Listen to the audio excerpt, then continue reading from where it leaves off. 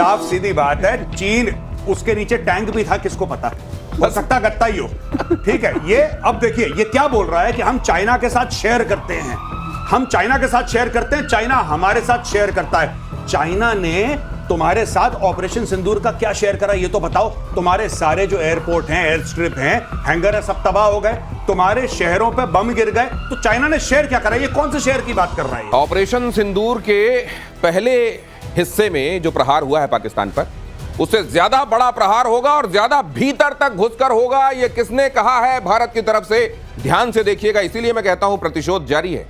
प्रतिशोध यहां नहीं, दुनिया के बाकी हिस्सों में भी जारी है। वहां से आज क्या खबरें आ रही हैं वो भी आपको बताऊंगा, लेकिन इस खबर के साथ शुरुआत करता हूं भारतीय सेना की। पाकिस्तान को सीधी सीधी चेतावनी, आपकी बार और अंदर घुसकर मारेंगे। इस बार पहले से ज्यादा बुरी तरह मारेंगे। ऑपरेशन सिंदूर में पाकिस्तान में आतंकी अड्डों के साथ कई एयरबेसेस किए गए थे तबाह, लेकिन वो तो ट्रेलर था, पिक्चर तो अभी बाकी है। ये कह दिया गया है भारत की तरफ से। इस समय इस बयान के आने के मतलब क्या है? एयर मार्शल पीके श्रीवास्तव और मेजर गौरव आर्य मेरे साथ जुड़ रहे हैं। मेजर साहब, इस समय ये बयान क्यों आया है? देखिए साहब, प्रधानमंत्री साहब बोल चुके हैं कि ऑपरेशन सिंदूर खत्म नहीं हुआ, कुछ समय के लिए रुका है। और ये इस वक्त ये बयान इसलिए भी आया क्योंकि मुझे लगता है कहीं ना कहीं ये रियलाइजेशन है कि पाकिस्तान का इलाज पूरा नहीं हुआ, मुकम्मल नहीं हुआ। ये जैसे कि डॉक्टर हमें एंटीबायोटिक्स देते हैं, डॉक्टर कहते हैं ना 5 दिन लेना दवाई, कोर्स पूरा नहीं हुआ, कोर्स पूरा नहीं हुआ। 3 दिन के बाद बुखार खत्म हो गया, लेकिन कोर्स पूरा नहीं हुआ।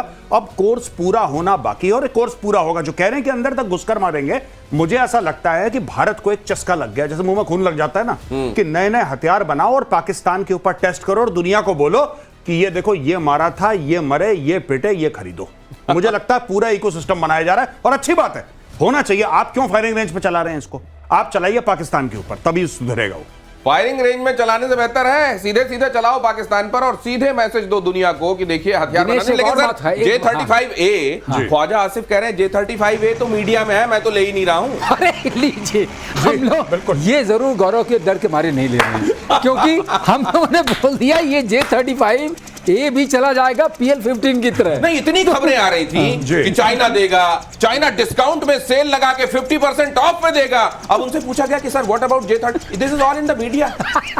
एक और चीज बोली उन्होंने। हाँ। उन्होंने ये बोला कि ये तो अपने शेयर प्राइसेस को उछाल लाने के लिए खबर है। ये तो उनके शेयर प्राइसेस है, उनको ऊपर करने के लिए कर रहे हैं, हमारा कोई लेना देना नहीं है। चाइनीज डिफेंस का जो मार्केटिंग विंग है वो ये कर रहा है। दिनेश, अब मुझे लग रहा है ये ऑप सिंदूर का ऐसा असर पड़ गया है कि सारे उनके नेता और अभिनेता कंफ्यूज्ड है। नहीं, मेरे को लगता है सिर्फ फील्ड मार्शल जो इधर से उधर जा रहे हैं वो भी कंफ्यूजन है। किस लेवल पर? क्योंकि वो जो कॉकपिट में बैठा हुआ J-35A में पाकिस्तानी पायलट की तस्वीर आई थी, वो तो चाइना ने ही वायरल कराई थी। चाइना ने वायरल कराई थी। मुझे ऐसा लगता है कहीं ना कहीं ऐसा तो नहीं है कि इसने बोला है कि सरदार मैंने आपका नमक खाया है।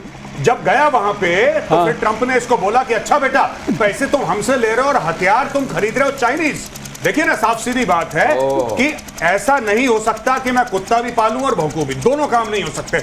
जब पाल रखा है तो वही भौंकेगा, और वो चाइना के कहने पे क्यों भौंके? आप देखिए, 5th जनरेशन फाइटर जेट लेना है, अमेरिका उनको 5th जनरेशन नहीं देगा, लेकिन अमेरिका ये जरूर कर सकता है कि अगर पाकिस्तान ने चीन से लिए 5th जनरेशन फाइटर जेट तो उनकी चूड़ियां कस सकता है बहुत बुरी तरीके से। एक और बात बता दूं, एक चीज Dinesh, 5th generation fighter jet लेना हाथी पालने ऐसा है।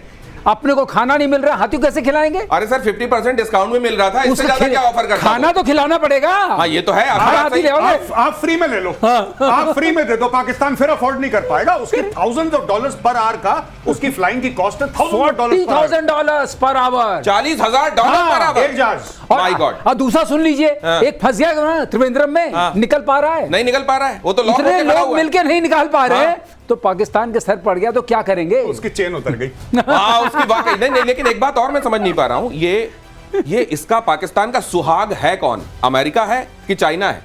उसके 3-4 सुहाग हैं। एक ऐसा नहीं है। देखिए, ऐसा है पाकिस्तान का कि पाकिस्तान के जैसे वो एक शक्ति कपूर की फिल्म थी ना, कह रहा था कि 2-2 बाप वाली, है ना? इनके 5-5 हैं। इनमें चाइना भी है, सऊदी अरेबिया भी है, वर्ल्ड बैंक भी है, ADB भी है, IMF भी है, अमेरिका भी है।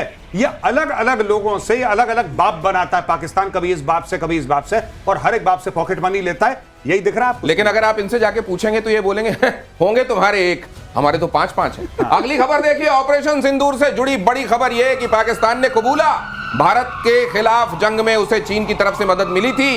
पाकिस्तान के रक्षा मंत्री ख्वाजा आसिफ ने कहा, भारत से युद्ध में चीन ने सैटेलाइट से की थी मदद। J-35A मना करो, लेकिन मदद को स्वीकार कर लो, ताकि यह पता चलता रहे कि सुहाग तुमको भी तस्लीम करते हैं। नहीं, बिल्कुल बिल्कुल साहब, वो इसने बोला ख्वाजा आसिफ ने, दिस इज वेरी नॉर्मल। कहता है, सुन लीजिए एक बार इसकी बात सुन लीजिए।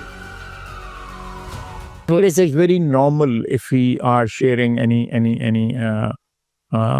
information which we have, which can threaten us or the Chinese, because Chinese also have problems with India. So I think it's very natural if we share intelligence, which is gathered through satellites or gathered through other means. So that's something very, very natural. Dear. तो major साहब, ये जो वो घास पत्ती से ढक के इन्होंने एक टैंक खड़ा किया था और स्टेज बना के ऐसा खड़ा कर दिया, तो ख्वाजा आसिफ गिरने वाले दिख रहे थे। वो चीन ने नहीं बताया कि गिर जाओगे, बायां पैर बाहर निकला हुआ है। नहीं, देखिए साहब, साफ सीधी बात है, चीन, उसके नीचे टैंक भी था, किसको पता, हो सकता गत्ता ही हो। ठीक है, ये अब देखिए ये क्या बोल रहा है कि हम चाइना के साथ शेयर करते हैं, हम चाइना के साथ शेयर करते हैं, चाइना हमारे साथ शेयर करता है। चाइना ने तुम्हारे साथ ऑपरेशन सिंदूर का क्या शेयर करा, ये तो बताओ। तुम्हारे सारे जो एयरपोर्ट हैं, एयर स्ट्रिप हैं, हैंगर है, सब तबाह हो गए, तुम्हारे शहरों पे बम गिर गए, तो चाइना ने शेयर क्या करा? ये कौन से शेयर की बात कर रहा है? ये शेयर बाजार के शेयर की बात कर रहा है। एंड में अगर चाइना ने सैटेलाइट इमेजेस आपको दी, जो ख्वाजा आसिफ खुद कह रहे हैं, उसका फायदा क्या हुआ? मैं ये जानना चाहता हूं कि साहब हमारा ये फायदा हुआ, इंडिया के अटैक करने से पहले हमें पता लग गया कि इंडिया अटैक करने वाला है, तो हमने इंडिया के ये वाले प्लेटफॉर्म्स हमने नस्ते नाबूद कर दिए। कुछ तो होगा उसका भाई, कुछ तो होगा। चाइना ने आपके साथ इंटेलिजेंस शेयर करा है। कैसा खाक इंटेलिजेंस शेयर करा है? जब मन चाह रावलपिंडी को ठोका, जब मन चाह वहां पे बावलपुर में एक मिसाइल मारी, अच्छा मुरीद के लो सुई वहां पे गया और सब कुछ मार के नूर खान का सब बिल्कुल उन्होंने हलवा बना दिया। और कह रहा चाइना ने इंटेलिजेंस बड़ा अच्छा दी। चाइना ने ये बोला होगा तुम वहां पे कल मार खाने वाले हो, बेटा तैयार रहना। दिनेश, ये सोचो, हम तो डूबे हैं सनम, तुमको भी ले डूबेंगे। ऐसा दोस्त नहीं चाहिए। अपनी बदनामी करा रहा है, अब कह रहा है उन्होंने किया था, उनकी भी बदनामी करा रहा है। ख्वाजा आसिफ ने इतना ही नहीं कहा। ख्वाजा आसिफ का एक बड़ा बयान है कि चीन के साथ फाइटर जेट डील को लेकर हमारी ये सब बातें सिर्फ मीडिया में है। यही मैं आपको बता रहा था, मीडिया में है, और ये केवल चाइना ने अपने डिफेंस वाले मार्केट को बढ़ावा देने के लिए ऐसा किया। ये भी सुन लीजिए किन शब्दों में कहा गया है। ये तो बड़ा अनगाइडेड मिसाइल है। So what about the J-35A fighter jets? Are they going to be delivered by 2026? I think it's only in the media, it's only in the media, and it's good for sales, Chinese, defense sales, और जो आपको नहीं दिख रहा मैं आपको बता देता हूं। उसके फौरन बाद ख्वाजा आसिफ ने मुनीर को फोन किया। मुनीर साहब, मैंने ठीक कहा ना? कहीं कुछ गलत तो नहीं निकल गया मुंह से? मुझे पक्का यकीन है इसके बाद ये हुआ। भाई साहब, ये गया है, इसने अपने अब्बू को फोन करा। हाँ। आसिम मुनीर को। आसिम मुनीर ने अपने अब्बू को फोन करा। कौन है इस समय? व्हाइट हाउस में। अच्छा, अब्बू जी मैंने ठीक तो बोला? हाँ बेटा, ये ठीक बोला तूने। चाइनीज इक्विपमेंट मत खरीदना। ट्रंप क्या करेगा अब? ट्रंप इनको लोन देगा। मैं बता रहा हूं आपको, क्योंकि यही चीज ट्रंप ने जेलेंस्की के साथ करी है। जेलेंस्की ने बहुत बड़ा ट्वीट करा कि अब हम अमेरिकन इक्विपमेंट खरीदेंगे। अब जितना भी थर्ड रेट अमेरिकन इक्विपमेंट है, पहले अमेरिका इनको लोन देगा। वो लोन देने के बाद अमेरिका बोलेगा कि लोन पे तुम हमसे वो घटिया इक्विपमेंट खरीदो। और जितनी भी इक्विपमेंट फेज आउट हो रही है, जो भाई ट्रंप बिजनेसमैन है। ट्रंप कह रहा है कि अगर इनको चूना चाइना लगा सकता है, तो हम क्यों नहीं लगा सकते चूना? हम भी जरा 8-10 अरब डॉलर का चूना लगा दें। यही होगा। और ये कारोबार जितना ट्रंप को इस समय समझ में आ रहा है, हर चीज में आप देख रहे हैं वो कारोबार की बात करते हैं, फिर ये मौका क्यों जाने देंगे? अरे भिखारी ही सही, लोन ही सही, देना है तो अपना कबाड़ क्यों ना दें? और ईरान के फोर्डो एटमी सेंटर के बाहर खड़े ट्रक पर ट्रंप का बयान, चलिए ये भी सुन लीजिए। ट्रंप साहब को आज नया इल्हाम हुआ है, उसके बारे में जरा ये ऐलान सुनिए। ट्रंप ने कहा यह ट्रक यूरेनियम ले जाने के लिए नहीं, बल्कि मजदूर ले जाने वाले ट्रक थे। ट्रंप ने कहा यूरेनियम को हटाना बहुत लंबा और खतरनाक है, बहुत भारी काम होता है। ये फोर्डो एटमी सेंटर से यूरेनियम को हटाने की खबर आई थी, मैंने आपको दिखाया था प्रतिशोध में, ट्रक लगे हुए थे, कहा गया रातों रात हटा दिए गए हैं। 19 तारीख को जैसे ही बॉम्बर उड़े, वहां से यूरेनियम गायब कर दिया गया, यह खबर आई थी। पहले इस बात को कंफर्म खुद ईरान ने कहा कि हाँ हमारा यूरेनियम हमने बचा लिया है। अब इधर ये साहब कह रहे हैं नहीं वो तो मजदूर निकालने के लिए आए थे। आगे ईरान ने क्या कहा है वो भी आपको फिर पूरी तस्वीर क्लियर हो जाएगी। लेकिन साहब ये 16 ट्रक वहां मजदूर निकालने गए थे और टेलीफोन इनके पास आया था। और ट्रंप, मुझे लगता है ट्रंप ने प्रतिशोध तो नहीं देखना शुरू कर दिया। Very good mister Donald Trump, I like it. Anyway, ये देखिए बात ये अपनी ये जो इज्जत है ना इसकी, ये अपनी इज्जत बचा रहा है। इसके इंटेलिजेंस वालों ने बोला कि 450 किलोग्राम जो है एनरिच्ड यूरेनियम गायब है साहब, उसकी कोई अकाउंटिंग नहीं है। ये कह रहा नहीं ऐसा कुछ है ही नहीं, फेक न्यूज है, फेक न्यूज। CNN ने बोला कि साहब आप ही के इंटेलिजेंस वालों को हम कोट करके ये आपको बता रहे हैं कि फोर्डो को इतना नुकसान नहीं हुआ जितना आप कह रहे हो। फेक न्यूज, इसका मुंह बंद, इसने सबका मुंह बंद करवा दिया। But the fact of the matter is कि क्या 450 किलो एनरिच्ड यूरेनियम है कि नहीं है, क्या उसकी अकाउंटेबिलिटी है कि नहीं, क्योंकि जेडी वांस जो इसका उपराष्ट्रपति है वो खुद कह रहा है कि वो 450 किलो यूरेनियम गायब है। अब भाई कुछ ना कुछ तो गायब है, सेंट्रीफ्यूज भी गायब है, यूरेनियम भी गायब है, और खमेनेई अभी तक सुप्रीम लीडर है। तो जो एटम बम बनना है या न्यूक्लियर वेपन बनना है, ठीक है, चलो जुलाई में नहीं बनेगा, अगले साल जुलाई में बन जाएगा। तो अगले साल। और अब देखिए अगली खबर देखिए और इस डॉट को कनेक्ट कीजिएगा। यहां आपने क्या देखा, ट्रंप कह रहे हैं कि वो जो 16 ट्रक थे मजदूर निकालने गए थे फोर्डो में। अब ये खबर देखिए, अमेरिकी हमले में एटमी साइट्स बुरी तरह तबाह कह रहा है ईरान, माफ कीजिए। पहली बार ईरान ने भी खुलकर यह स्वीकार किया कि हमारी एटमी साइट्स तबाह हुई हैं। ईरान के विदेश मंत्रालय के प्रवक्ता ने कहा कि हमारे परमाणु प्रतिष्ठान तबाह हुए, यह बात निश्चित है। उन्होंने अमेरिकी हमले की घोर निंदा की। कितना फिक्स मैच है सर। भाई साहब ये चूरन खिला रहा है। देखिए साफ सीधी बात है, ट्रंप कह रहा है मैंने तबाह कर दिया, सीज फायर कर दिया, नोबेल प्राइज दे दो, बहुत शानदार ऑपरेशन है। अमेरिकन ने ताली बजाई, बजा ली। अब ईरान कहता अगर हम बोलेंगे तबाह नहीं हुआ तो ये फिर मारेंगे। तो तुम पहले बोल दो कि सब कुछ तबाह हो गया, बर्बाद हो गया, बहुत बुरे लोग हैं अमेरिकन, उनका भी फायदा हो गया। इसमें फंस गया इजराइल, क्योंकि इजराइल को आपने सीज फायर भी करवा दिया, इजराइल से आपने सब कुछ करवा दिया। ये बिल्कुल फिक्स्ड मैच है। और जो ट्रंप ने करा है ना, Trump has done great disservice. Trump ने मामला इतना खराब कर दिया, रायता फैला दिया। किसी चीज में पढ़ो मत, मैं तो साफ कह रहा हूं दिनेश भाई, किसी चीज में पढ़ो मत। अगर पढ़ते हो तो पूरा काम करके निकलो, वरना अंदर मत घुसो। तो ट्रंप ने यहां इजराइल के लिए स्थिति बड़ी ऑकवर्ड कर दी। इजराइल क्या सोच रहा होगा सर?